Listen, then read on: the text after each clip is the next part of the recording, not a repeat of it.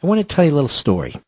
When 9/11 mastermind, as the Weekly Standard writes, Stephen Hayes, Khalid Sheikh Mohammed was captured on March 1, 2003. He was not cooperative. "I'll talk to you guys after I get to New York and see my lawyer," he said, according to former CIA Director George Tenet. Of course, KSM did not get a lawyer until months later, after his interrogation was completed. And Tenet says that the information the CIA obtained from him disrupted plots and saved lives. Quote, "I believe none of these successes would have happened if we had had to treat KSM like a white-collar criminal, read him his Miranda rights, and get him a lawyer who surely would have insisted that his client simply shut up," Tenet wrote in his memoirs. Now, if Tenet's right, it's a good thing KSM was captured before Barack Obama became president. 4. The Obama Justice Department has quietly ordered FBI agents to read Miranda rights to high-value detainees captured and held at U.S. detention facilities in Afghanistan, according to a senior Republican on the House Intelligence Committee. Quote, "The administration has decided to change the focus to law enforcement. Here's the problem. You have foreign fighters who are targeting U.S. troops today, foreign fighters who go to another country to kill Americans. We capture them and they're reading them their rights. Mirandizing these foreign fighters," says Representative Mike Rogers, who recently met with military intelligence and law enforcement officials on a fact-finding trip to Afghanistan. Rogers says the Obama administration has not briefed Congress on the new policy. Quote, I was a little surprised to find it taking place when I showed up because we hadn't been briefed on it. I didn't know about it. We're still trying to get to the bottom of it, but it's clearly part of this new Global Justice Initiative." Global Justice Initiative? We're going to have Congressman Rogers on the program in a few minutes. He's scheduled to be on very soon to discuss this with him. Now that effort, Hayes writes, which elevates the FBI and other law enforcement agencies and diminishes the role of intelligence and military officials, was described in a May 28 L.A. Slimes article. Quote, "The FBI and Justice Department plan to significantly expand their role in global counterterrorism operations, part of a U.S. policy shift that will replace a CIA-dominated system of clandestine detentions and interrogations with one built around transparent investigations and prosecutions. Under the Global Justice Initiative, they call it, which has been in the works for several months, FBI agents will have a central role in overseas counterterrorism cases. They will expand their questioning of suspects and evidence gathering to try to ensure that criminal prosecutions are an option," officials familiar with the effort said. Well, folks, that explains why FBI counterterrorism agents were sent to deal with the pirates, too. Remember that? They were sent with the Navy. Hayes writes, "Thanks in part to the popularity of Law and Order television shows and movies, many Americans are familiar with the Miranda warning, so named because of the landmark 1966 Supreme Court case Miranda versus Arizona that required police officers and other law enforcement officials to advise criminals of their rights. Here's what it says, as dictated by the Supreme Court.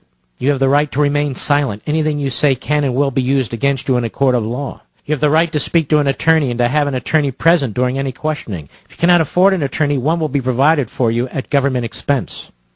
That will now be read to terrorists captured in Afghanistan? You got to be kidding me. And the commander-in-chief supports this? Is he destructive of every logical aspect of this society, ladies and gentlemen? A lawyer who has worked on detainee issues for the U.S. government offers this rationale for the Obama administration's approach. Quote, "If the U.S. is Mirandizing certain suspects in Afghanistan, they're likely doing it to ensure that the treatment of the suspect and the collection of information is done in a manner that will ensure the suspect can be prosecuted in a U.S. court at some point in the future." Well, folks, this isn't about punishment. It's about winning a war and protecting the nation and securing information about potential attacks on America and on America's soldiers. They're two completely different propositions. This all started, in my humble opinion, in 2004 with a Supreme Court decision called Rasul, where the court decided that these detainees have certain due process rights. We're not exactly sure what they are, but certainly habeas corpus, the right to petition a federal civilian court, so at least they know why they're being detained. I wrote this in March 2005. So now, for the first time in American history, captured alien enemy combatants will have access to our courts. They will be offered some kind of due process hearing, and one day I expect they'll have a right to competent counsel, paid for by the American taxpayer, and the right to compel testimony from the soldiers who apprehend them. Even for the Supreme Court, this is a grotesque perversion of the Constitution. One of the best experts and most experienced prosecutors who wrote about this early on was my buddy Andy McCarthy, who has prosecuted terrorists, including the Blind Sheik. And he said way back then that he believed And we're going to have to Mirandize these barbarians. You see, folks, here's the problem. Once you go down this slope, it's a slippery slope. Where do you cut off due process rights?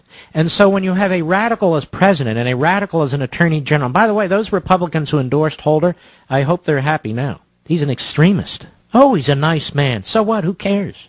None of this is being done to protect this country. These don't represent our values, ladies and gentlemen. Handing over rights that an enemy has never had, not under Washington, not under Lincoln, not under Franklin Roosevelt, not under John Kennedy, not under any president, handing over rights to terrorists, giving them Geneva Convention protections when they're specifically excluded, extending constitutional protections to them even though they're being held overseas, even when we're contradicting prior Supreme Court precedent, such as in the Eisentrager decision of 1950. You can't win a war this way, folks. This has nothing to do with American values. These are values that are concocted in the boardrooms of the American Criminal Liberties Union and the other commie organizations. These aren't our values. Our values to put somebody's young son or young daughter on the battlefield against an enemy that will do anything possible to kill them and kill us, and then having to get into this business of Mirandizing. What else? We're going to be yanking these young people into the courtroom to testify about what they knew on the battlefield and when they knew it? Yes, we will, because there's no end to this. You can't draw the line once you've done this. You're either in the courtroom or you're not in the courtroom. This is worse than pre-9/11. We've never done this before in American history. And yet Obama and the other clowns who surround him tell us these are our values. We've never embraced this, ever. And now we're told we must, or we're rejecting American values. Right to lawyers, right to access to federal civilian courts, closing Guantanamo, bringing the barbarians into the continental United States, moving the war from the battlefield to the courtroom, putting our young men and women on the battlefield in harm's way. The hell is this? And let's say they get off in a technicality. What happens then? We let them go? Yes, we do. So now terrorists are not only treated as garden variety POWs, which they are not. They're treated as quasi-citizens for prosecutorial purposes. Well, how else do you explain it?